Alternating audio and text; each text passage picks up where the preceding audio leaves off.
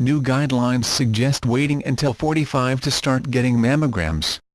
The American Cancer Society (ACS) made a surprising announcement today. The organization now recommends that women with an average risk of developing breast cancer start having mammograms at age 45 and continue to get them annually until age 54.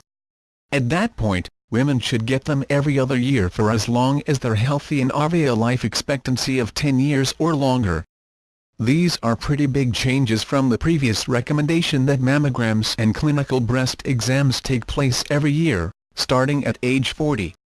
An interesting item also included in the guidelines: the ACS also doesn't recommend clinical breast exams for breast cancer screening for average-risk women at any age, meaning you may no longer get a breast exam when you get a pap smear. The ACS published these new guidelines in the Journal of the American Medical Association. So what's behind the change? Evidence has suggested that mammograms may return false positives that lead to extra testing and painful biopsies in women who don't actually need them. Here is now greater emphasis on estimating harms associated with screening, the ACS says in the new guidelines. Assessing the balance of benefits and harms, and supporting the interplay among values, preferences, informed decision-making, and recommendations. Nearly 232,000 women will be diagnosed with breast cancer this year, according to the ACS, and more than 40,000 will die of the disease.